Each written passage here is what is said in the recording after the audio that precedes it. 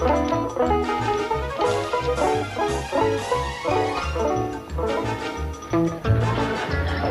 Uncle Jed. Boy, I sure did sweep up appetite. Hold on, boy. Wait a minute. Oh, I'm sorry, Uncle Jed. Is these yours? Them sugar pine shavings. I sure do got more names for cereals. Sugar pine shavings ain't one of them. Cornflakes is over there. Have them for breakfast. Yes, sir. Them's my favorite. Ellie Mae, ain't you up yet? Yes, sir, Granny, I'm up. It ain't even daylight yet. The lazy days of lolling around in bed until sunup is over. We own a store now, and we have to get into town to mind it. Well, Granny, I don't hardly think the stores in Beverly Hills open this early.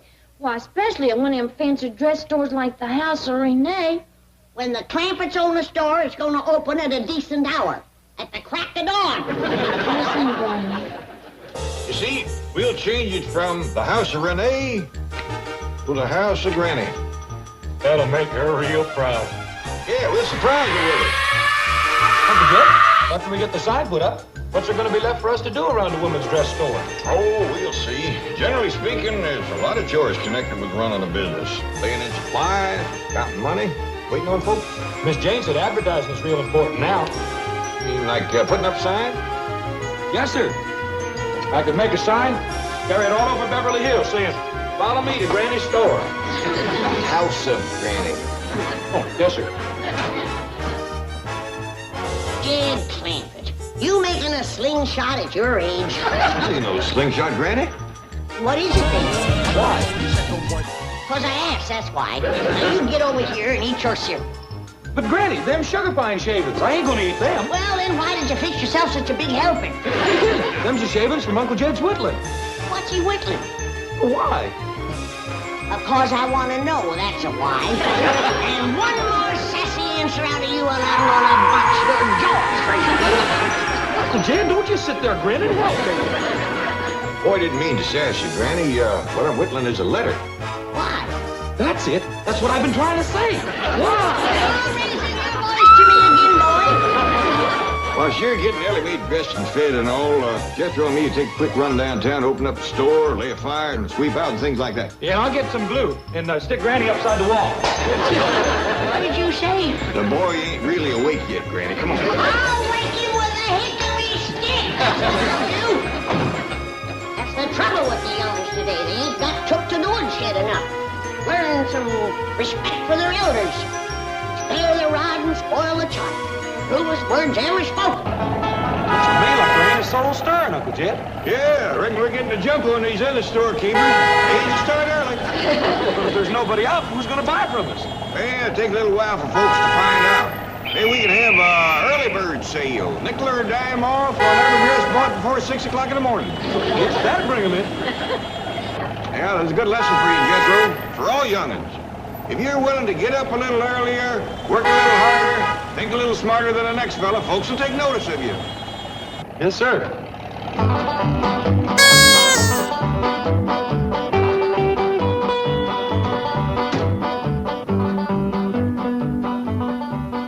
I reckon we can leave the house and just knock off the Renee. Yes, sir. Jethro, did we get keys to our store? Not that I know of. Want me to bust it open? Oh, I reckon I can pick this lock.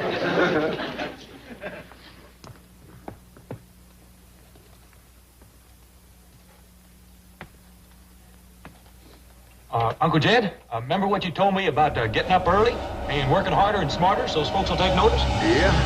Sure enough was right. Somebody done took notice. Yeah? Yeah. Turn around, look behind you. Morning, Mr. Policeman. Morning. I was telling the boy here on the way over, you get an early enough start and you can get the jump on these Beverly Hills storekeepers. Yes, sir, that's what he said. Yeah, well, you got the jump on him, all right. Thank you, thank you. Now, both of you, turn around, put your hands up against that door, and lean forward. We don't want to bust it down. Jethro thought of that, but I told him I could pick the lock. Just put your hands against the door like I told you.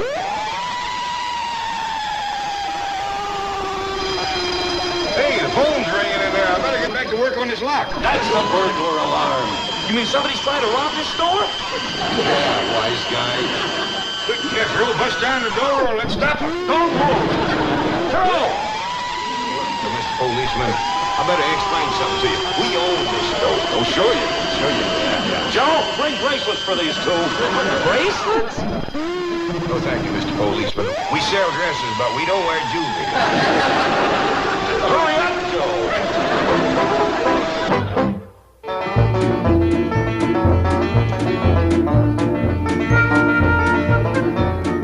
Ellie Mae! Any sign of Jethro? Not yet, Granny. Probably lollygagging someplace. I should have hate-resticked that boy this morning. He was asking for it. I should have given it to him. Granny, maybe there's so many customers down to the store that Pa couldn't spare Jethro to come and get us. Can't sell anything until we bring these things in. Granny, you ain't fixing to sell my dress ain't pearl light for me. Oh, Ellie Mae, we's gonna put this outside the store to draw the women in. Oh, hanging on one of them there dummies. Yeah. Where is that boy?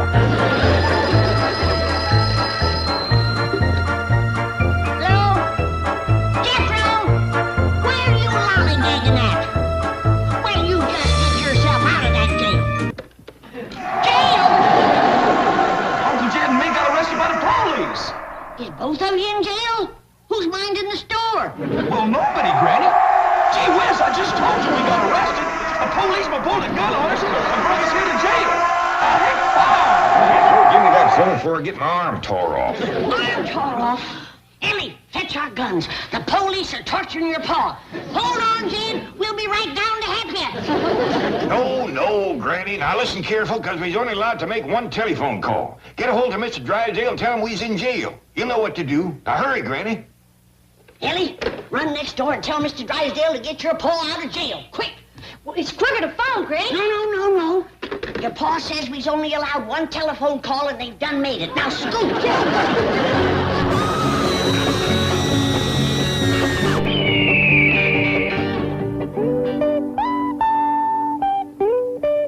Drysdale? Mr. Drysdale?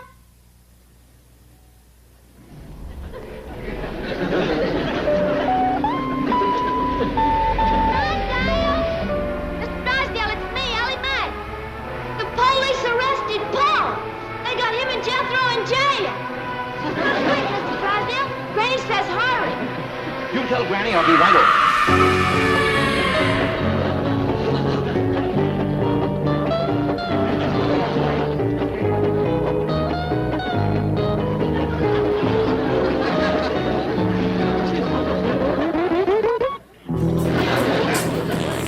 What was it again they arrested you for, Mr. Drysdale? Indecent exposure, creating a public disturbance, drunken disorderly, resisting arrest. You sure got us beat by country, Ma. Best we could do was breaking and entering. Now, we don't rightly deserve that. We didn't break nothing, and we didn't get a chance to enter. Hello, mornings for Miss Hathaway to be out bird watching. Doing what? Bird watching. Why, is he up to something? Well, we may as well relax till she gets here. You say you can identify these characters? Indeed I can. They are three of Beverly Hills' most distinguished citizens, the bank president and two multi-millionaires. Release them immediately. Here, blow this up. Then I want to see you walk that crack in the floor. Now see. And what have you got in that canteen? Sorry, juice. Oh, boy. You winos will make it out of anything. Miss Hathaway, call my lawyer.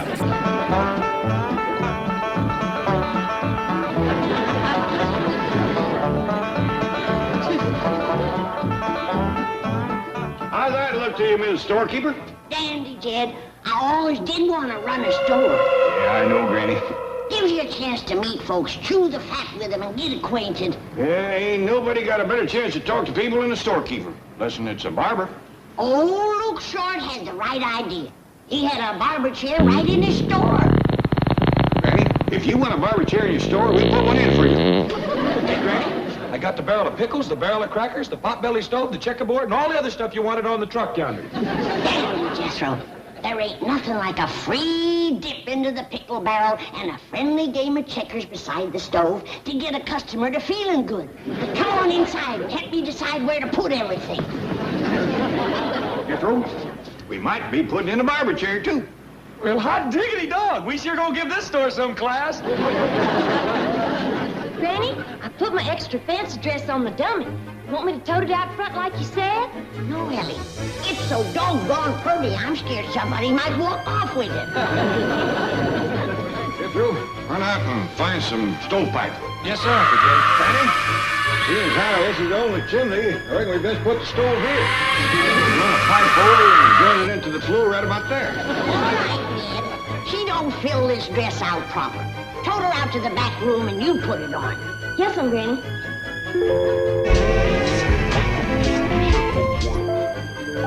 Bonjour, mademoiselle. What did we hear? That's the dress. We are selling this? Oh, no, this ain't for sale. Thank goodness. I feel the same way. Wait, if it ain't Morris, the door opener. Maurice. Bonjour, madame. Well, Mr. Bonjour, why weren't you here to open the door this morning? The House of Ronnie never opens its doors before 11. The house of Granny does. House of Granny? Where is Madame Renee? I heard tell that she took off for France. We's running the store now. Quel dommage. Does this mean that my employment is terminated? No, it means you're fired. Fired? You had been on the job at a decent hour this morning.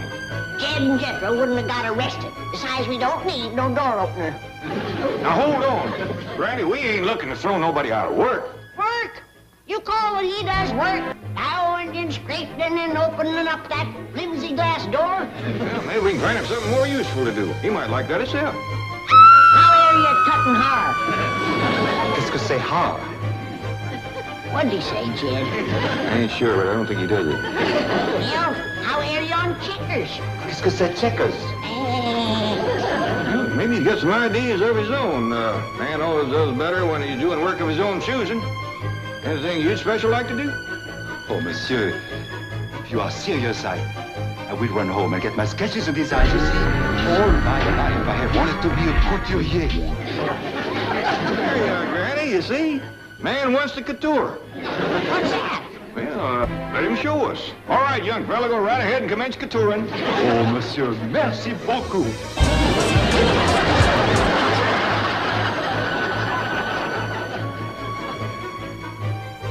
Granny, if that's couturing, he's going back to open the door.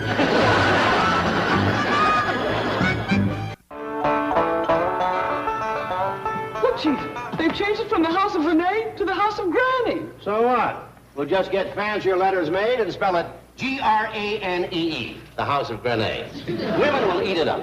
But we haven't seen what they've done to the interior. Well, there it is. Look for yourself. Absolutely unchanged. Still the most beautiful dress shop in Beverly Hills. But there's still another problem. Without the couturier to design dresses, what will they sell? Bubble gum if it makes them happy. Chief, they'll lose money. Great. The bigger the loss, the bigger the tax write-off. Now get rid of that long face. When we see the Clampetts, we're going to be smiling.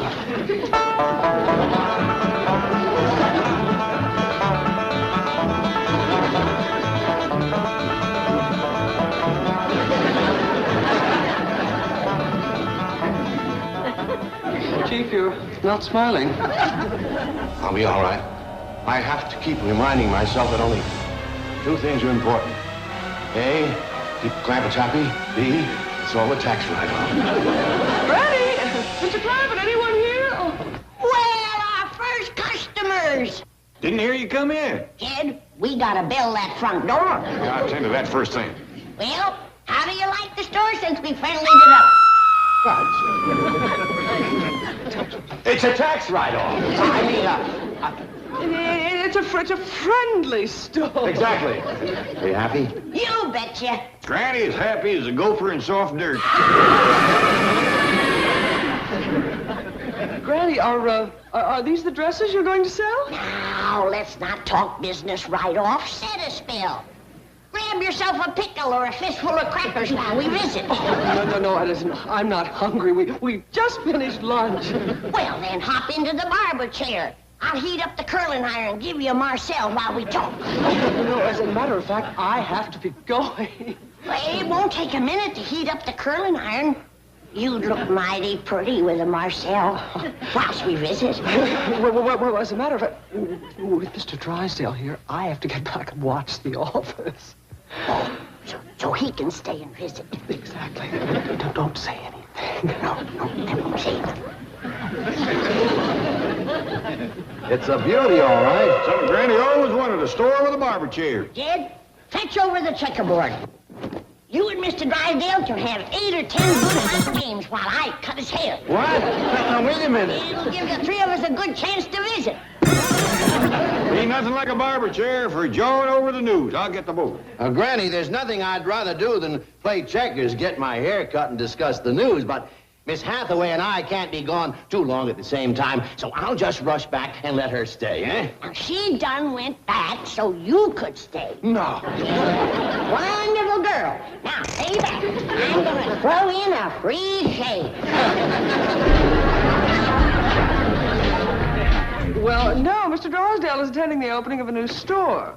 It's the House of Renee. Yes, I'll tell him when he gets back. He's back. And it's the House of Horrors. What happened? You ran out on me, that's what happened. Now get over there and do your duty. Duty? You heard me. You eat those pickles. You munch those crackers. You play those checkers. And you chew that fat. And do it now.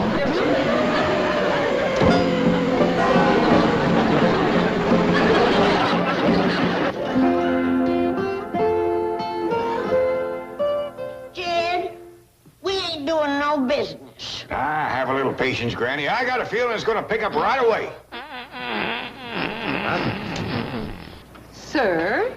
It is I, Maurice. Oh, I didn't recognize you out of uniform. You're no longer the doorman at the House of Renee? No, madame. I am now the couturier for the house of Granny. Where is that? Right here.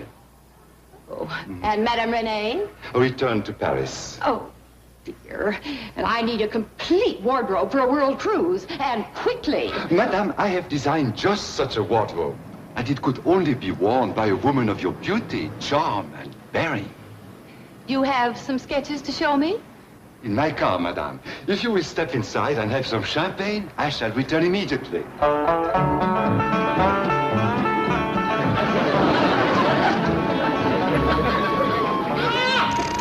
Jed, Ellie, we got one. We got a customer. What's your name, honey? Oh, it don't make no difference anyway. This here's my son-in-law, Jed Clampett. Howdy, ma'am. This is his daughter, Ellie. Ain't that a pretty dress? That's the kind of work we turn out here. Not talk business yet.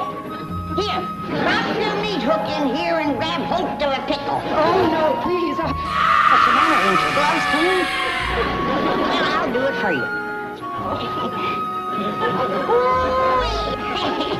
I got you a big one. Well, here you are, honey. Come on over here and grab a fistful of crackers. Oh, no, really.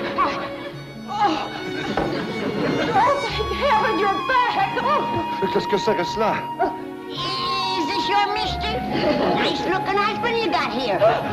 Excusez-moi, avec moi, madame. That was Morris, the door opener.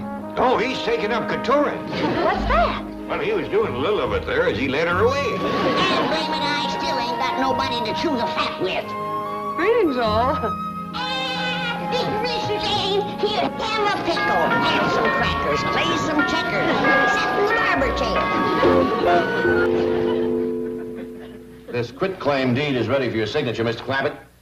Mighty generous thing you're doing, giving the shop away scot-free. Oh, I reckon everybody's gonna be happier. Granny says Beverly Hills ain't no place to rent a store. Folks just ain't the visiting kind. By the way, where is Granny? I saw her on the truck when you drove up. Oh, Jethro took her over by the store. She forgot something. Thanks for keeping my curling iron, Morris. Dandy sign. You have made me very happy, madame. And please express my gratitude to Mr. Clampett. I'll do it. I want to see him right now.